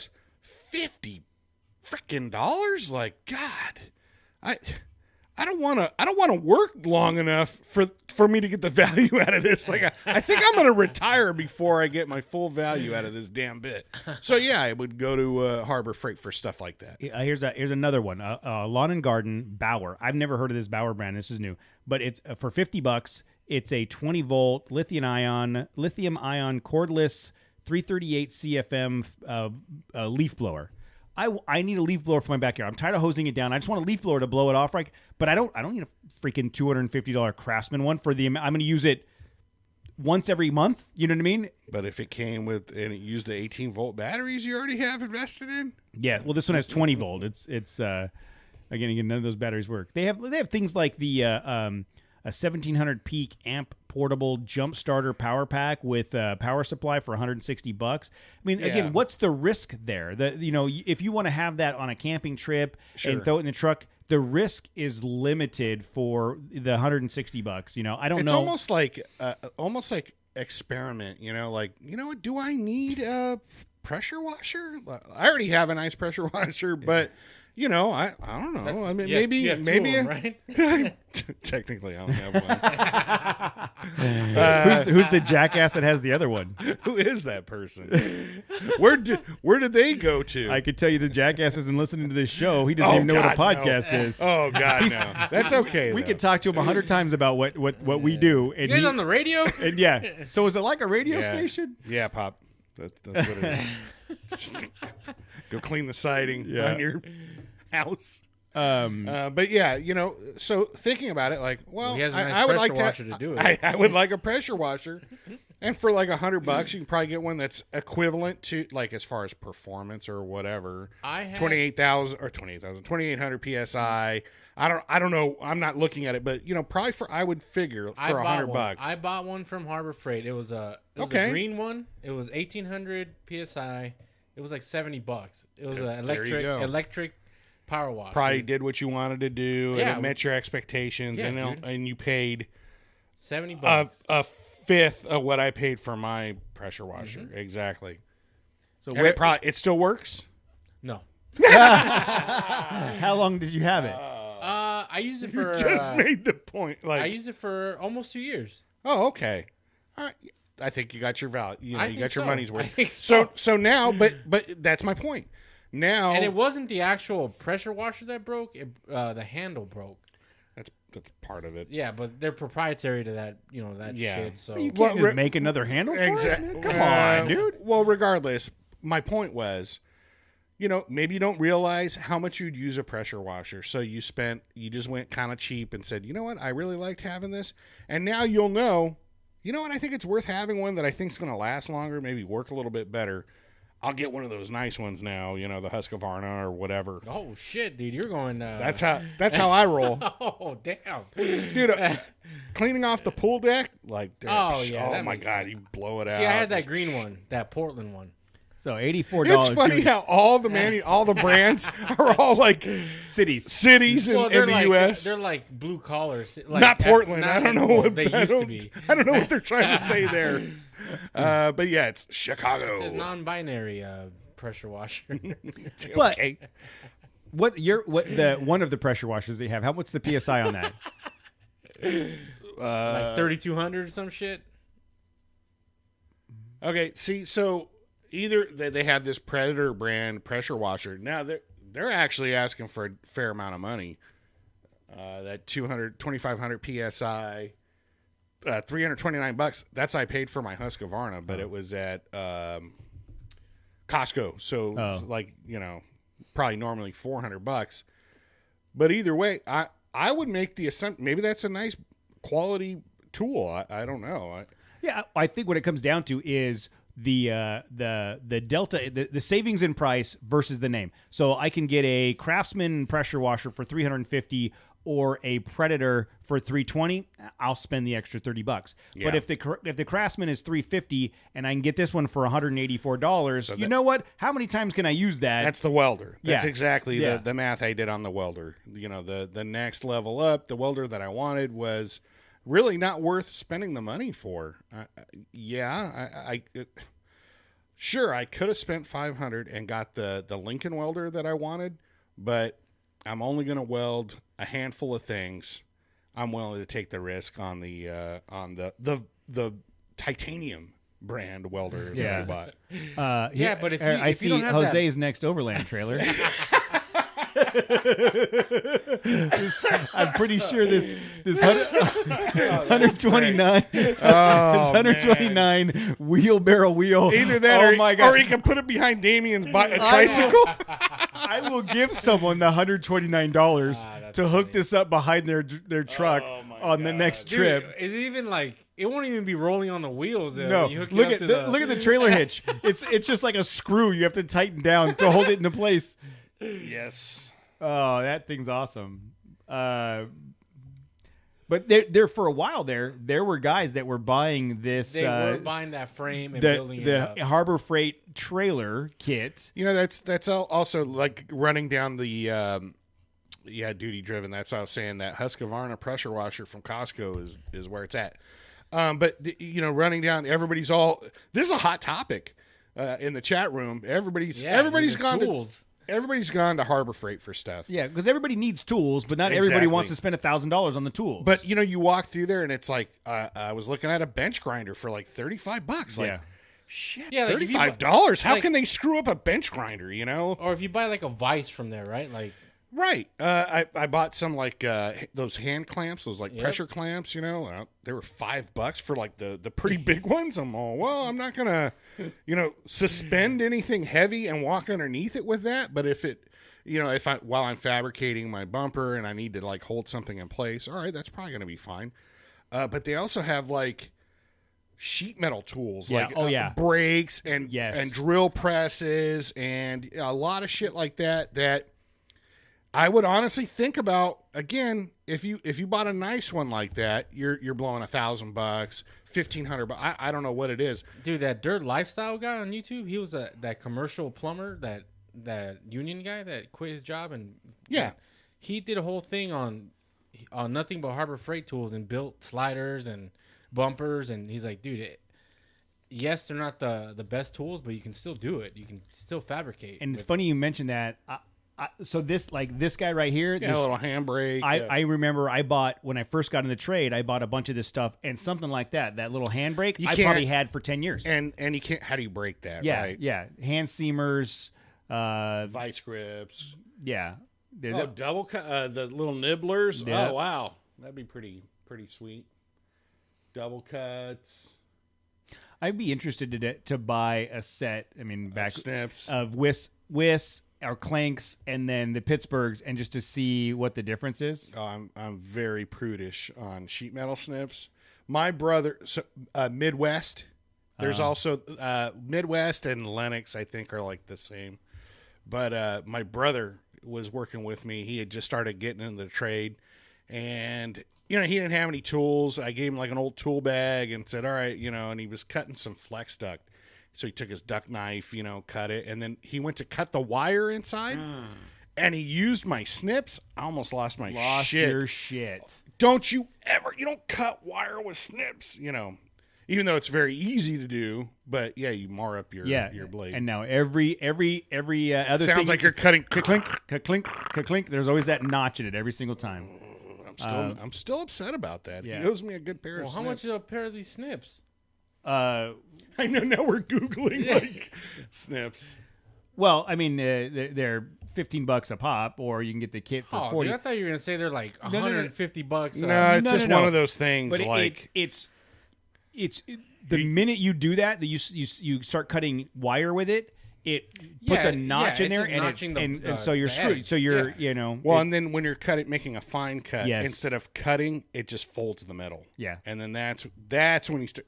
When it happens repeatedly, and it's like a couple of days, you got to keep using it. Yeah, So you go get a new pair. Yeah. And you're like, and back in the day, that tin snip was the equivalent to your computer today. Like, Yeah, it's exactly. It's the one thing. imagine you a need garbage to work. mouse that like Yes. the buttons aren't in the right Yes. spot. And you're like, dude, I can't. Why I gotta like use this thing? when I was working, I'm not working today. Yeah. like at Spectrum doing on the poles, climbing poles. Yeah, tell me more about you Yeah. working on the pole. Go Flying ahead. up- Spectrum Club, Spectrum coming up. Coming up to the stage, They have Jose.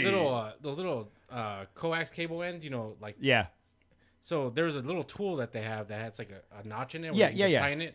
The ones they issued us was like Chinese, like Harbor Freight. Yeah. And like you would tighten it and it would slip off like the. Uh-huh. So I bought like the legit one from a company that specializes in nothing but like telecom Yeah. tool. It was like $50, dude. But that was the one thing I used on Every like day, 100% of my jobs. So yeah, dude, that thing, it was awesome. But having that good tool, like that one, if it's something you're gonna use every day, it's different. So which one of these welders did you get? It's the green 140? titanium. It was 125 is the model. I think you just passed it. It was on the right. Yeah, 125 amp. So that was the other thing I wanted: multiple speed and multiple temp, because it's nice having that. It kind of varies, like your comfort level with when you're burning a weld or whatever. Some people are better like high speed and high speed wire, high temp, or lower, whatever. So I'm not that great a welder. I just like to have that flexibility, I guess. So it has it. I haven't pulled it out of the box yet, but for $209, it's like small. The other thing I was kind of what I wanted ideally was something that I could weld with gas and not go flux core wire, so I can try and get really clean welds and whatever. Also, like be able to run the big spools of wire instead of like a bunch of little small ones. But in reality, again, when am I going to weld something that's really nice? I'm gonna have to like clean my welds anyhow, because again, I'm not that good a welder. And then those little small 5-pound rolls or whatever those are of wire, that's fine. Yeah. I mean, how many of those rolls am I going to go through in the rest of my life? I'm probably going to have that same roll that I bought. Yeah. It's probably going to be in there for the duration that I own, till Michael takes it from me and starts doing projects of his own in a few years. Yeah. So again, that's going to be my my blog post is related around this purchase, and then fabricating this bumper and just seeing how it comes out.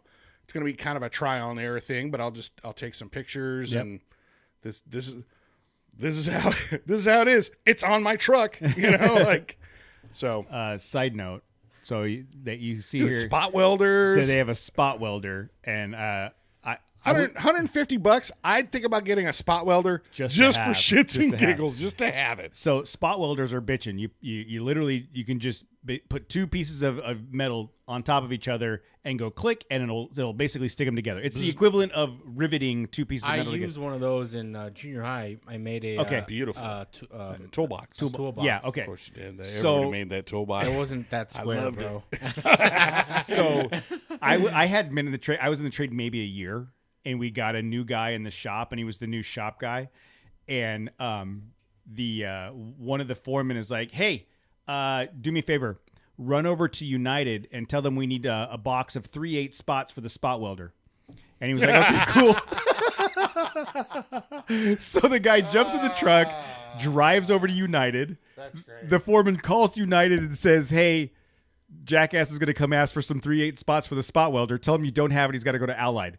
So then the guy calls. He's like, "United is out. They say we got to go to Allied." So literally, they had this guy drive 4-5 different locations to find spots for the spot welder. And for those of you that don't know, send them to RSD. Yeah, for those of you, they don't exist. There's no such thing as spots. It's muffler bearings. Yes, it's muffler bearings. And I was like, you guys are so fucked up. Thankfully, I didn't get that treatment. But it was not that you know of. You were probably running around for some other bullshit. No, well, not in this trade. When I was 13. I was working for a buddy's dad for a few weeks that summer. His dad had an asphalt recoating company, and it's summer. We're up at 3:30, 4 o'clock in the morning to drive out to Palm Springs because we're recoating all of the streets in this country club, right? So at 5:05, when the sun comes out, it's 112 degrees, and you're wearing long sleeve shirts, pants, because it's all the asphalt and stuff. So we got two crews on either side of this country club. And they say, "Hey, Cody, run over to the other truck and get the seal stretcher." All right. So I literally run all the way across town to this. "Hey, dude, we need a seal stretcher." "Oh, I already put it on Ken's truck yesterday. It's in the back." Oh, man, I run all the way back. I get there, and they're laughing their asses off because they're like, "How do you stretch a seal?" I have no idea. I have no idea what I'm doing. But I did get that experience of being chasing muffler bearings. Good. So I guess the long and short of it is you can buy stuff from Harbor Freight. You just got to figure out what it is you need and what you want. I guess you got to figure out what you need it to do, and how long you need it for. Yeah. So, and what the savings is it worth it? Yeah. I mean, honestly, that looking at that power washer, that Predator or whatever power washer, damn, dude, that's pretty expensive. Yeah, but if it would have to have greater performance, like higher pressure or something than, and judging by what I saw, like you'd have to have a reason. It'd have to be compelling. Yeah. But if you buy another brand other than Predator, you won't be able to say like one-liners from the movie. Don't start that shit. Dylan! That was last week. Get to the top. No. Over here. No. Kill me. Jackasses, we already did this. You son of a bitch. What else could they name tools after? Like the alien? What were those? Like the face suckers or something? Oh, man. All right. I take it back. Harbor Freight's pretty rad, dude. You can name your tools after blue collar towns and sci-fi creatures, and that's pretty good. Stick around. And if you look at Jose's garage, everything is Chicago or Pittsburgh. Oh yeah, dude. Oh man, that's good. All right, I think the last thing we will talk about is some events. Like we talked about, the Off-Road Expo that we're going to be at is at the Ontario Convention Center on October 9th. So you know which one to avoid. Yes. So I did a search for. Apparently there's two. Apparently, if you do, where's that page? I think you guys just are pulling the wool over my eyes. I'm going to show up in Ontario. You guys will be at the fairgrounds. We'll do the Pomona laughing one. at me. You do the Ontario one. Did I close it out? There was a Lucas Oil Off-Road Expo in Pomona the weekend before. But I thought that was the same one. I think they probably separated. There's some behind the scenes. Well, I'm wondering if there was a separation or there was a fight in front of the kids. And they said we got to separate. And somebody you take these kids. Somebody got the Currys and somebody got us. Yeah, exactly. Exactly. But yeah, so sorry, Dad. So according to oh, you know what? Let's I wonder if that's messed up. I'm assuming Dad. We went with Dad. That was the joke there, Jose. That's why I'm laughing. Okay, because you're apologizing. You got me. Yeah, yeah. Just so we're clear, that's All right. Well, he's saying the same. I'm like, sorry, Dad, you got stuck with me.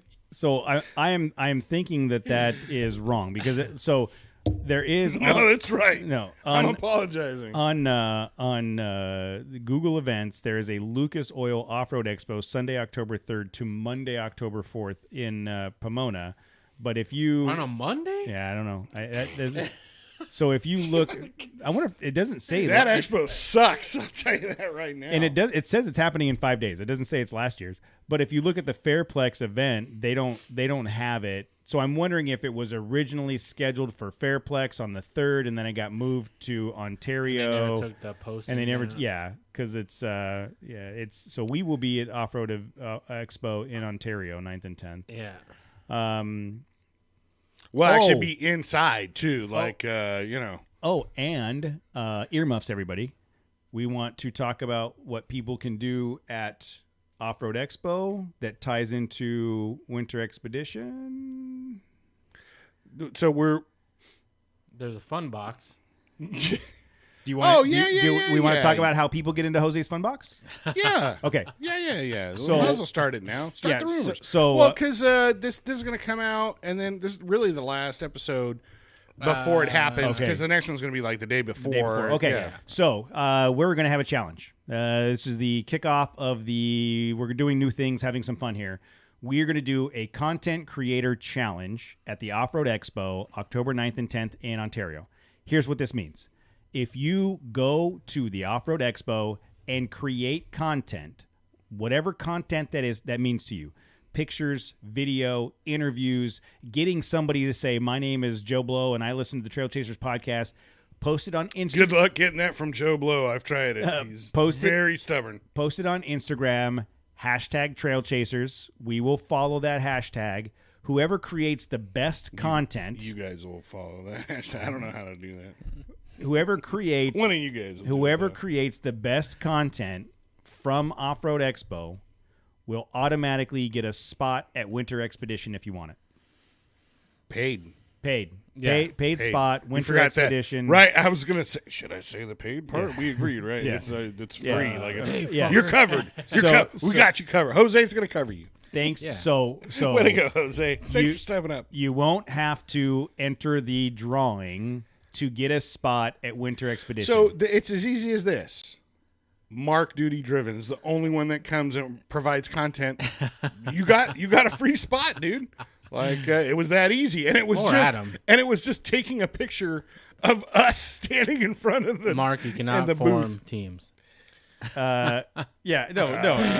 I mean, it's well, still hey, one you- spot. If you you're and- gonna, if if you you're all and, gonna jump in you that and giant Abby- If Ford, you and Abby want to be a yeah, team, you and Abby are a team. That's fine. you want to be Wait. a double-headed spear. he, Abby, Tim, and Adam all in the F-250, the F-250S, ES, whatever edition that XLT. Well, no, remember it had a special. The denominator. SS. It was the Oh, SS yeah, F-250. Yeah, the SS. Yeah, Um, sure. If you guys are all going to squeeze in there, you'll all get free access to the winter So, expedition. yes, whoever creates the most content, best content, and it's 100% subjective to our judging the following week. You know how we are. Yeah, that's So- the key. Yeah, you know who we are. You know Yeah. what we expect.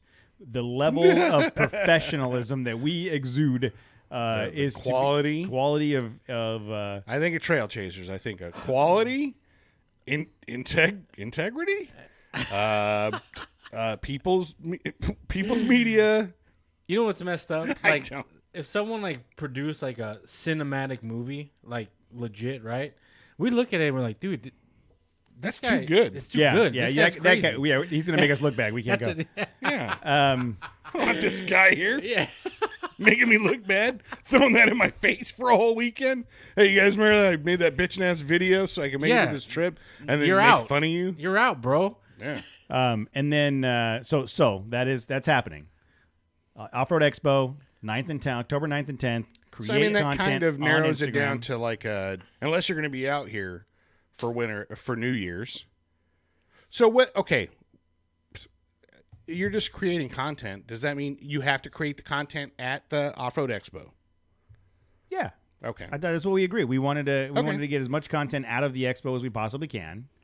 So What if they write like a blog or something? where were these conversations on Sunday, assholes? I know. Well, again, what if somebody's coming out and they're going to be in town for New Year's, and they're like, "Hey, well, I'm going to see if I can win this thing," and they just still provide some kind of content related to hashtag Trail Chasers, but the content they create is not related to the expo. What was this? Where was this conversation You Sunday? know what? Initially, this was probably during like the fifth hour, like where it was like, I was barely trying to stay awake, and now I'm awake somehow right now, and ideas are popping into my head. Look, just hashtag Trail Chasers. They'll figure Look, it cut out. this part out. Just edit this. There's Edit gonna this be a part fun. of the Oh yeah, the fun box. Oh, the fun box.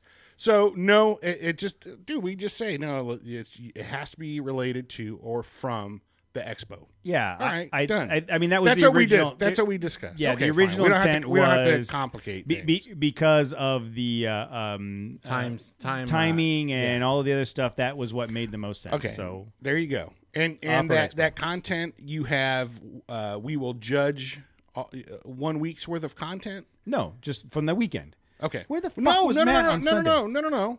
Like, so that judgment will be made the next week. Like, Yeah. okay, So Off-Road Expo is the 9th and 10th. yeah. We will monitor hashtag Trail Chasers, and on the 12th Oh, announce who wins. Okay. Tuesday. Tuesday, the following Tuesday. Yeah. So Okay. October 9th and 10th. Are we doing the Fun. Jose's like, fun box. uh We got to do the special thing? Oh, for the to get stickers. yeah. Yeah. No, the exclusive thing. Yeah. Oh yeah, we'll talk about that later. All right. I have not designed and ordered the special stickers all that right. we're talking about. We can announce that next week. Anybody that came to Off-Road Expo 2 years ago and did the thing that they had to do to win a T-shirt, and all you had to do was say one thing.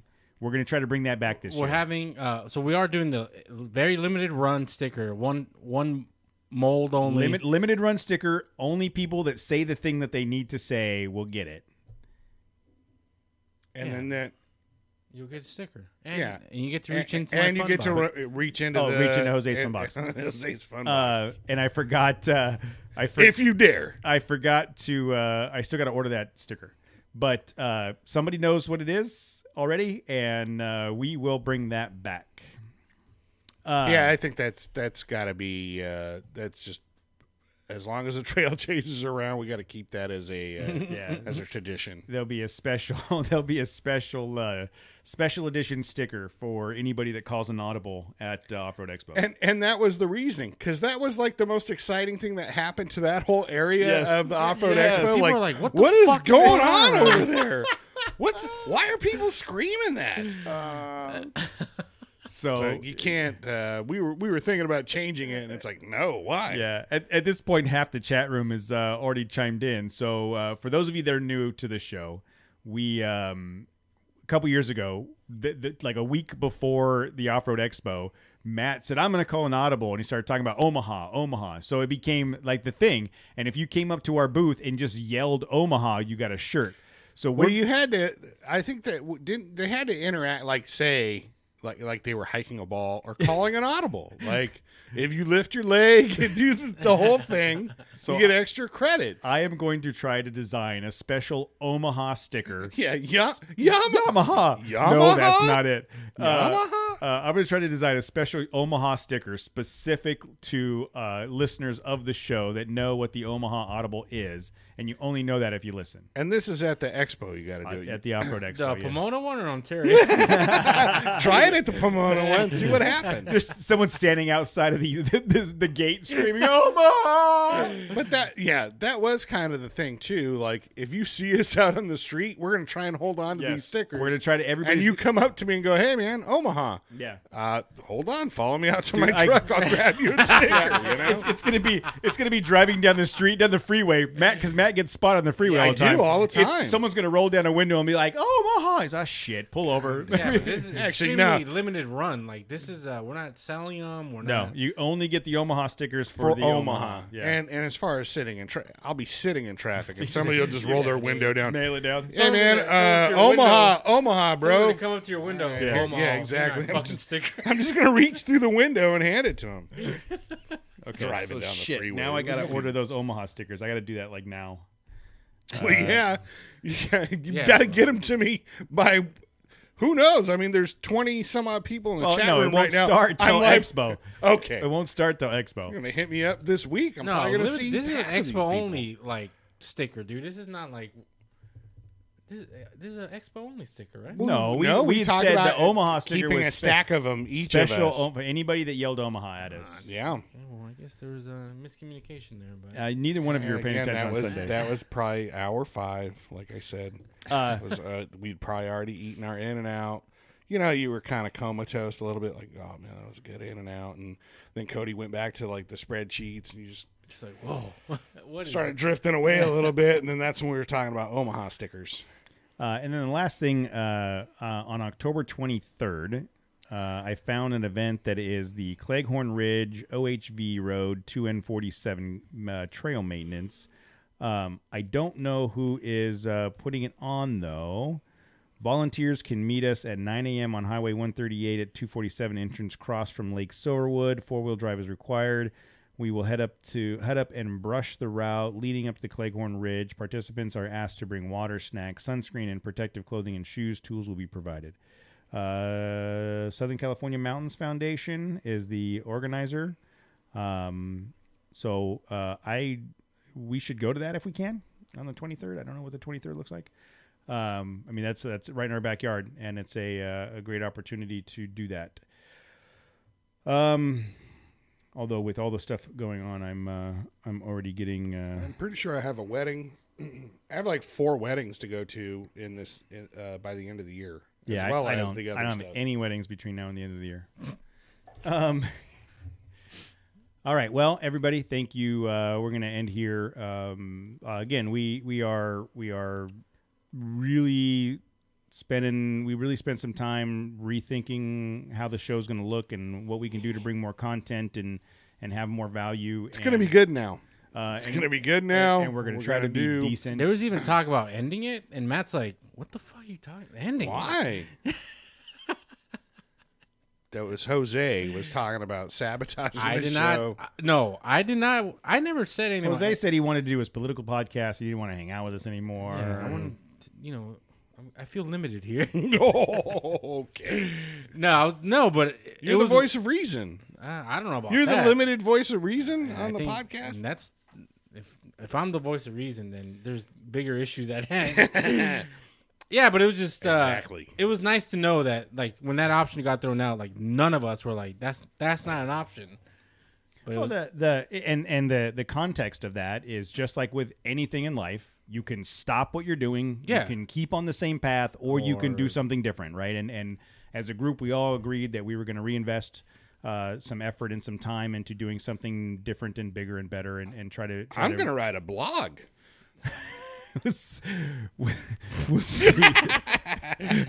Who's the? And you guys want me to do it who's too. the? so we're giving a total control of the IG to Matt and You guys are so stupid. Who's the? It's like, who's the Simpsons okay. character? Hey, I'm dude. in danger. Yeah. Like that's who Matt is. That's Ralph. that's Ralph. yeah. Ralph Wiggum. It Yeah, tastes that's like burning. Yeah, exactly. You choose me. That's what I was thinking. Like, you guys want me to actually post on the Instagram account, and you want me to do some blogs. You don't want the show to end? What? You know, we should next week. Logic. We should run through all 57 slides.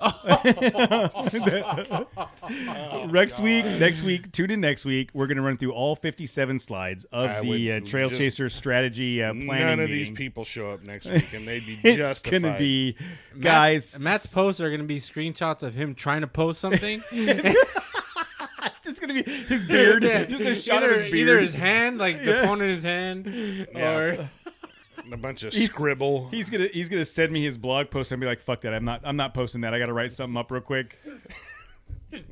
Just a blank spreadsheet with some numbers. Matt and, was here. yeah.